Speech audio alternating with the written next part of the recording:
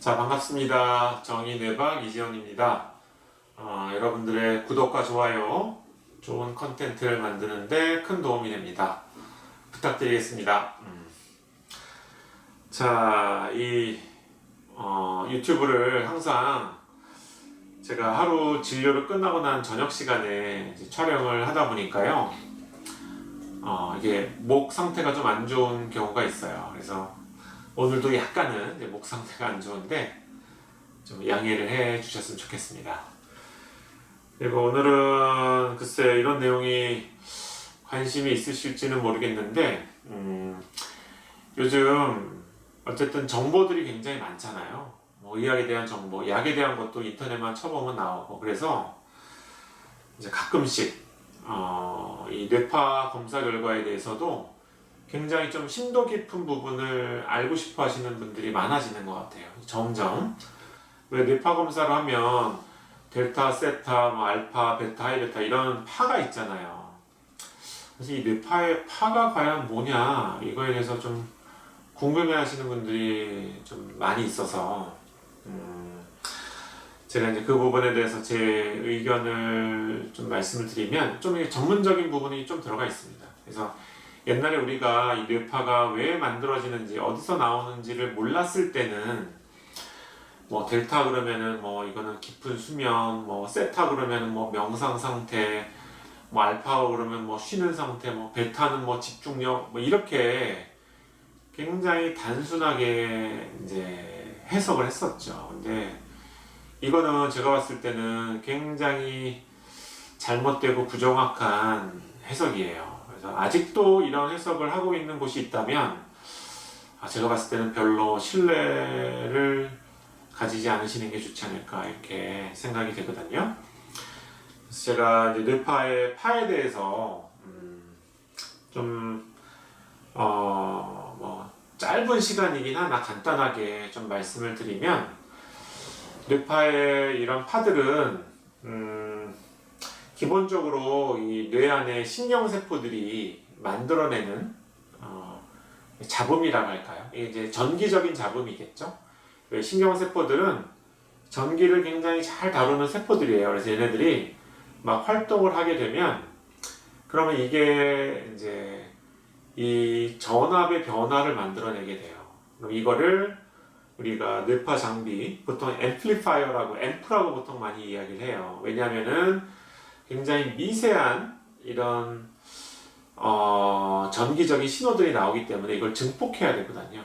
예, 그래서 앰플리파이어라고 얘기하는데, 이런 장비로 저희가 그 파형을 분석을 하는 거죠. 그 중에 이제 빠른 파도 있고 느린 파도 있는 거예요. 그래서 빠른 파 그러면 굉장히 빠른 시간, 1초에 막 몇 번씩 이렇게 진동하는 이런 시그널도 나오는 거고요.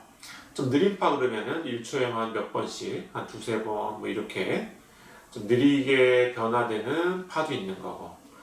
그래서 이거마다 주파수가 다 다른 거거든요. 주파수라고. 1초에 몇 번 진동을 하냐, 주파수가 다 다른 거예요. 그래서 델타파 그러면은 주파수가 1초에 한 번에서 한 3번, 4번 정도까지, 이렇게 굉장히 느린 파를 이야기를 하는 거고요. 그래서 이 델타파는 만들어지려면 신경세포에서 작동하는 시그널이 주로 먼 곳을 돌아와야지만 델타파가 발생을 하게 돼요.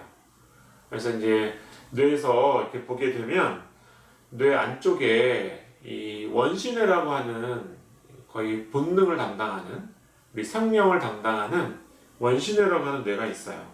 그래서 만약에 이 위에서 신경세포가 작동하는 게 빙빙빙빙 돌아서 이 안에 깊숙한 곳까지 거쳐서 다시 올라왔다, 이러면은 이거는 델타파라고 하는 굉장히 느린 파를 만들어내게 되는 거죠. 그래서 이런 파는 이렇게도 다녀올 수가 있고요. 여기서 시작한 게 쭉 뒤로 갔다가 다시 앞으로 갔다가 이거를 반복할 수도 있어요. 그래서 만약에 경련성 질환이다, 경련성 질환의 어떤 특수한 경우에는 이 3Hz, 1초에 3번 스파이크 앤 웨이브 패턴이라고, 여기서 딱 스파이크가 만들어지고 웨이브가 뒤로 갔다가 다시 앞으로 오고, 또 여기서 스파이크가 만들어지고 웨이브가 뒤로 갔다가 앞으로 만들어지고, 이러면은 한 3Hz 정도, 1초에 한 3번 정도 이게 왔다 갔다 이 시그널이 왔다 갔다 할 수 있는 거거든요. 이러면 이제 3Hz가 돼요. 이 정도면은 델타 레인지가 되는 거죠. 델타파라고 하는 게 깊은 수면이다, 뭐 수면 상태다 이렇게 말하는 거는 이 의미를 너무 이제 일부분만 보고한 이야기에 해당이 되는 거예요. 예. 그래서 우리가 깨어 있는 상태에서도 여기서 시작된 뇌파가 이 안까지 갔다가 다시 올라오는 뇌파가 있을 수가 있고, 이러면은 델타파라는 파가 만들어지게 되는 거죠. 근데 보통은 뇌가 완전히 정상적으로 깨어 있는 상태에서는 이런 델타파가 잘 만들어지지 못하는 게 일반적인 거고, 우리가 잠을 자면서 이 밑에 수면센터에서 에너지를 줬던 것들을 다 좀 걷어들이고 바깥쪽에 신경세포가 기능이 많이 떨어진 상태, 깊은 수면 상태가 됐다. 그러면은 이 안쪽에서 바깥쪽까지 왔다 갔다 하는 이 느린 뇌파가 좀 더 강해지는 거고요. 그래서 수면에서는 델타파가 많아진다라고 이야기를 하는 거죠. 자, 그러면은 세타파라는 건 뭐냐? 세타파는 조금은 더 파형이 더 빨라지는 거죠. 보통 1초에 4번에서 한 8번 정도 되는 뇌파는 이 밑에 있는 뇌까지 가지 않고 그거보다 좀 더 짧은 거리를 왔다 갔다 하는 뇌파가 되겠죠. 그래서 세타파는 여기 안쪽에 이제 우리가 시상이라고 하는 부분이 있어요. 그 시상이라고 하는 부분까지 이 시그널이 왔다가 갔다가 그러면은 여기 한 세타파 정도의 레인지를 형성한다라고 이야기를 해요. 그래서 보통 이 시상과 피질 사이에 왜 시상 피질 부조화 현상이라는 게 있거든요. 뇌가 뭔가 교통사고로 어딘가 꽝 부딪혀가지고 신경세포가 좀 손상을 입었다. 그러면은 이 시상 피질 사이에 부조화 현상이라는 게 일어나요. 그러면서 요 사이에 이 세타파라고 하는 뇌파가 강해지게 되는데, 그래서 요 사이를 왔다 갔다 하기 때문에 세타 레인지가 된 거예요. 자, 그래서 델타파는 좀 먼 곳, 세타파는 좀 가까운 시상, 이렇게 왔다 갔다 돌아다니는 뇌파가 주로 델타파와 세타파를 만들게 됩니다. 근데 이 세타파는 역시 똑같아요. 이 안쪽에 해마라고 하는 곳이 있어요. 이 해마에서 또 안쪽으로 한 바퀴 도는 이런 사이클이 있어요. 이 사이클을 돌 때도 이게 세타파를 만들어내기도 해요. 그러니까 이게 어디서 이 세타파가 발생했느냐에 따라서 그 의미가 달라지게 되는 거죠. 해마에서 세타파를 관찰했으면 이건 기억에 관련된 활동이 작동하면서 나오는 걸 거고, 그렇지 않고 해마가 아닌 어느 피질에서 뭐 전두엽에서 세타파가 많아졌다. 이거는 이 전두엽 피질의 활동성이 떨어져서 이 안에 시상 사이의 관계에 부조화 현상이 일어나서 생긴 거라고 알 수가 있는 거죠. 그래서 위치에 따라서 다 이렇게 달라지게 됩니다. 자, 알파파는 그거보다는 좀 더 이제 진동수가 많거든요. 보통 한 8Hz에서 12Hz, 그래서 1초에 뭐 한 10번 정도를 왔다 갔다 하는 이런 거를 알파파라고 이야기를 해요. 그래서 알파파는 그거보다는 조금은 더 피질에 가까운 부분, 이 사이에서 만들어내는 진동. 그래서 피질 하에 이제 구조물들이 있어요. 그래서 그 구조물하고 사이에서 왔다 갔다 하면서 발생을 하는. 그래서 주로 알파파는 뇌에서 뭔가 억제작용이 일어날 때 많이 발생을 하게 돼요. 그래서 왜 억제작용이 일어날 때는 왜 지방방송을 다 꺼야 되겠죠? 그래서 신경세포 중에 옆쪽으로 쫙 가지를 뻗치고 있는 신경세포들이 있어요. 이 세포들이 작동하게 되면 먼 거리에 있는 그 주변에 있는 신경세포들을 딱 억제를 시키거든요. 이런 게 알파파를 만들어내는 거고, 베타파와 하이베타파는 그거보다 더 짧은 이 안쪽에 피질 내에서 시그널들이 왔다 갔다 할 때 이때 만들어내는 뇌파. 그래서 보통 12Hz 이상, 뭐 한 20Hz도 될 수가 있고 30Hz가 될 수도 있고, 이게 굉장히 빠른 상태를 나타내겠죠. 그래서 보통 베타파를 뇌가 얼마나 잘 작동하고 있는지를 알아볼 수 있는 어떤 지표로 이야기를 해요.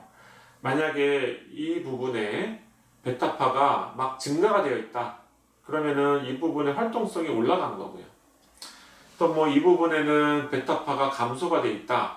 그러면 이쪽 신경세포들의 활동성은 떨어져 있는 거예요. 그래서 제가 흔히 비유로 공장 밖에 있는데 공장의 기계 소리가 안 들리면은 어떤 상황이겠느냐라고 하면서 설명을 드리는데, 공장 밖에 기계 소리가 안 들리면은 기계가 멈춰 있거나 아니면 느리게 돌아가는 상태겠죠.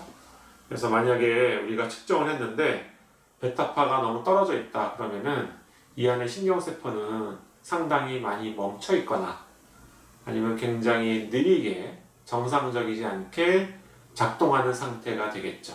예. 그래서 이렇게 피질의 활동성이 떨어지게 되면 이 시상 사이의 관계에 부조화가 생기겠죠. 그러면은 세타가 만들어지게 돼요.